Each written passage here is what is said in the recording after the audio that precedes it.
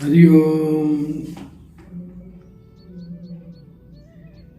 बड़े भाग मानुष तन पावा, सुर दुर्लभ मुनि ग्रंथ गावा, એમ રામચરિત માનસ કહે છે. મનુષ્યનું શરીર આત્મતત્વને જાણવા માટે છે. ધર્મ, અર્થ, કામ અને મોક્ષ ચારે પ્રયોજનોને પ્રાપ્ત કરવા માટે છે. પરમ તત્વને જેમ જેમ ઓળખવા માટે ત્રિકાંડમય વેદો છે. અપુરુષ વાણી છે વેદો.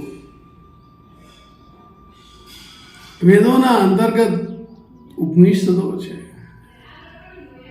આત્મતત્વને જેમ જેમ સમજવા માટે 6 દર્શનોની રચના કરી છે. પૂર્વ મીમાંસા, ઉત્તર મીમાંસા, ન્યાય, વૈશિષ્ય, સાંખ્ય અને યોગ. આમ 6 મહાન દર્શનો જ્યાં સુધી આ દુનિયા હશે ત્યાં સુધી આની જરૂર પડશે એવા શાશ્વત દર્શનની રચનાઓ ઋષિ મુનિઓએ કરી છે. 18 પુરાણની રચના કરી છે અને જેને આપણે પંચમ વેદ કહીએ છીએ એવા ભાગવત મહાપુરાણની રચના ભગવાન વેદવ્યાસજીએ કરી છે. રામાયણ, મહાભારત જેવા મહાન ધર્મગ્રંથો, સત્શાસ્ત્રો આપણે મળ્યા છે. આપણો વારસો ખરેખર ખૂબ સમૃદ્ધ છે. આત્મતત્વને સરળતાથી અને સહજતાથી હું અને તમે આપણે બધા સમજી શકીએ એટલા માટે ઋષિઓએ, સંતોએ ભગીરથ પુરુષાર્થ કર્યો છે. આપણા કચ્છની અંદર હરિહર સંપ્રદાય ખૂબ ફલ્યો અને ફૂલ્યો છે.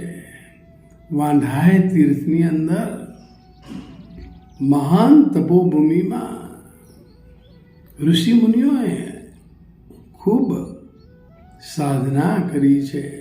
સંતોએ આત્મતત્વનું ચિંતન કર્યું છે. એ તમામે તમામ ગુરુઓને પ્રણામ કરતા જ્યારે હરિહર સંપ્રદાયની વાત આવી છે ત્યારે બ્રહ્મનિષ્ઠ અને શ્રોત્રિય ગુરુદેવ ઉદ્ધવ રામજી મહારાજના ચરણોમાં કોટી કોટી પ્રણામ. તેમજ બ્રહ્મનિષ્ઠ અને શ્રોત્રિય ગુરુદેવ વાલદાસજી મહારાજના ચરણોમાં કોટી કોટી વંદન.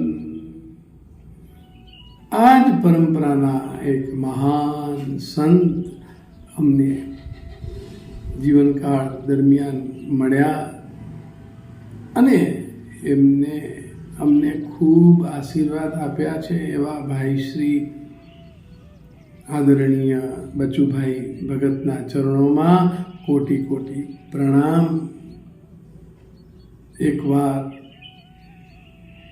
40 દિવસના અનુષ્ઠાનમાં પરમ પૂજ્ય બ્રહ્મનિષ્ઠ અને શ્રોત્રિય ગુરુદેવ વાલદાસજી મહારાજ જ્યારે બેઠેલા ત્યારે વેદો ઉપનિષદોના સાર તત્વને 40 સત્સંગ કરીને એમને લખ્યું છે. 40 સત્સંગ તેમજ સંધ્યા પાઠમાં આત્મતત્વને સરળતાથી, સુગમતાથી રજૂ કરવામાં આવ્યું છે. પણ એ 40 પાઠના સત્સંગને સમજવા માટે પ્રકરણ ગ્રંથ અને પ્રક્રિયાના ગ્રંથનો અભ્યાસ કરવો આવશ્યક છે. બ્રહ્મનિષ્ઠ અને શ્રોત્રિય ગુરુદેવ પાસે જઈને એમની પાસે આ ગ્રંથોનો અભ્યાસ કરવો જોઈએ, જેથી સંધ્યા પાઠના ગૂઢ રહસ્યને આપણે સારી રીતે સમજી શકીએ. 40 પાઠના સત્સંગને સામાન્ય લોકો પણ લાભ લઈ શકે એટલા માટે તારીખ 30/12/1981 બ્રહ્મનિષ્ઠ અને શ્રોત્રિય ગુરુદેવ વિનુભાઈ ભગતે પ્રસ્તાવના લખી છે અને ચાલીસા પાઠના સત્સંગને અને સંધ્યા પાઠને લોકભોગ્ય બનાવવા માટે પુસ્તકનું સ્વરૂપ આપ્યું છે. તો એમાં સંધ્યા પાઠને આપણે સમજવો જોઈએ. કેટલી સરળતાથી અને સહજતાથી સાવ સરળ ભાષામાં લોકપ્રિય શૈલીમાં આત્મતત્વનું નિરૂપણ કરવામાં આવ્યું છે. એક સરસ મજાનો દોહરો મને યાદ આવે છે. વ્યાપક સબઘટ આત્મા જાગો આદિનંદ, જે સર્વઘટની અંદર વ્યાપ્ત છે, પહેલેથી મોજૂદ જ છે એવું આત્મ સ્વરૂપ જેનું આદિ મધ્ય અને અંત નથી. વ્યાપક સબઘટ આત્મા જાકો આદિ ન અંત, સો મેરે ઉર્નિત વસે.